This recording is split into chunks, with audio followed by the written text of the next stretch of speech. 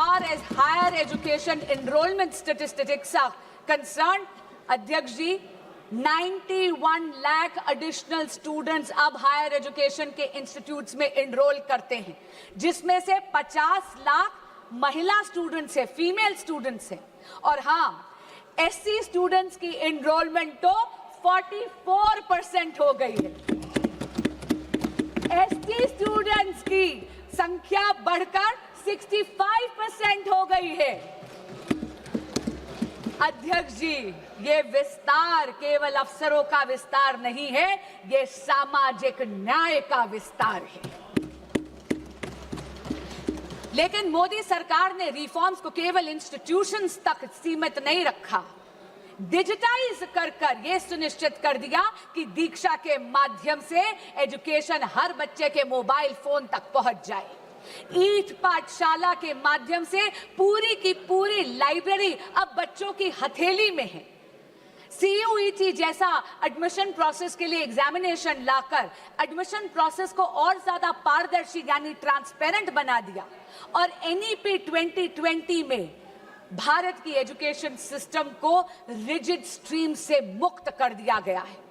यदि कोई student biology के साथ साथ म्यूजिक पढ़ना चाहता है तो उसको अब अपनी प्रतिभा में किसी एक सब्जेक्ट का चयन करने की जरूरत नहीं है, क्योंकि नरेंद्र मोदी जी ने यह सुनिश्चित कर दिया है कि प्रतिभा ना परिस्थितियों की अधीन होनी चाहिए और ना ही एजुकेशन स्ट्रीम्स की मोहताज।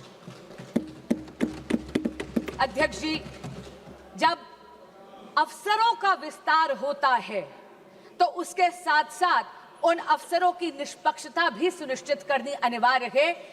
ये अमेंडमेंट बिल 2026 का यही सुनिश्चित करता है। अध्यक्ष जी, इस सदन में पिछले 2 वर्षों से मैंने देखा है कि बहस तथ्यों पर होनी चाहिए, बहस नैरेटिव पे नहीं होनी चाहिए, बहस प्रमाणों पर होनी चाहिए, बहस पूर्वाग्रह पर नहीं होनी चाहिए। इसीलिए मैं ये जरूर कहना चाहूंगी आपके माध्यम से विपक्ष के साथियों को, सबसे पहली बात तो बेल सरकार नहीं इस देश का कोर्ट देता है और लोकतंत्र में judiciary is independent of the executive and the legislature.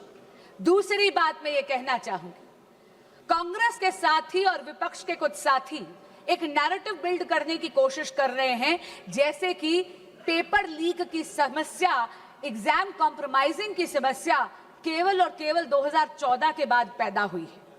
अध्यक्ष जी, मीडिया की रिपोर्टों का अगर हम सच माने तो विपक्षी दलों के जहां जहां पर शासित राज्य हैं और पिछले जब एक दशक था, जब 2014 से पहले कांग्रेस लेड यूपीए सरकार था, तब एक नहीं दो नहीं बल्कि टोटल 22 बार पेपर लीक होकर कैंसिल करने पड़े।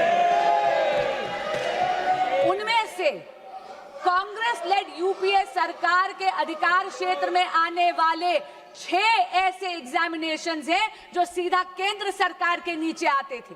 अध्यक्ष जी, AIIMS PG examination 2006, ICAI CPT examination 2007, CLAT 2009, Railway Recruitment Board examination 2009, AIEEE 2011, SSC CGL examination 2013, ये सारी की सारी पेपर लीक तब थी जब विपक्षी दल सत्ता में था, यानी कांग्रेस लेड यूपीए गवर्नमेंट थी। अब मैं राज्यों के कुछ आंकड़े आपको देना चाहूंगी। राजस्थान में जब कांग्रेस की सरकार थी तो REET, RPSC, senior teacher recruitment, police constable examination recruitment, forest guard recruitment, CHMO recruitment exams leak हुए।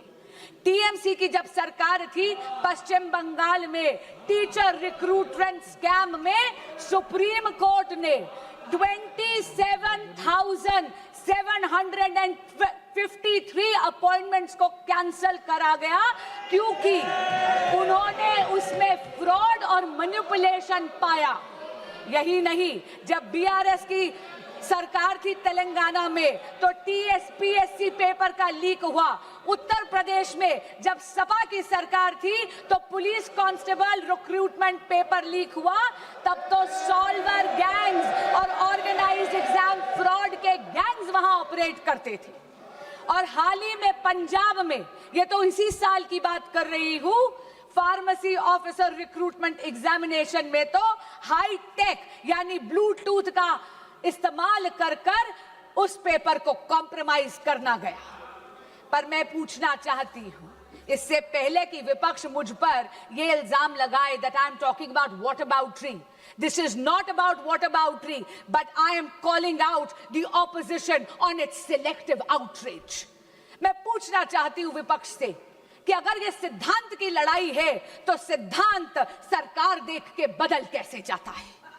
मैं पूछना चाहती हूं कि अभी खड़े होकर इन्होंने तत्कालीन केंद्रीय शिक्षा मंत्री की बात करी, क्या माननीय गौरव गोगोई जी ने अभी तक पंजाब के एजुकेशन मिनिस्टर का इस्तीफा मांगा है या नहीं? यही बात नहीं है अध्यक्ष जी, एक सिंगल प्रोफेशनल टेस्टिंग एजेंसी की मांग पिछले 30 साल से इस देश में पेंडिंग थी। 1986 की जो नेशनल पॉलिसी थी एजुकेशन की, उसका जब प्रोग्राम ऑफ एक्शन 1992 में आया तब ये मांग उभर कर आई। इसको आईआईटी डायरेक्टर्स कमेटी ने 2010 में रीइटरेट करा, इसे दोहराया, लेकिन ये मांग इसको अनदेखा कर दिया कांग्रेस पार्टी और यूपीए ने। क्यों?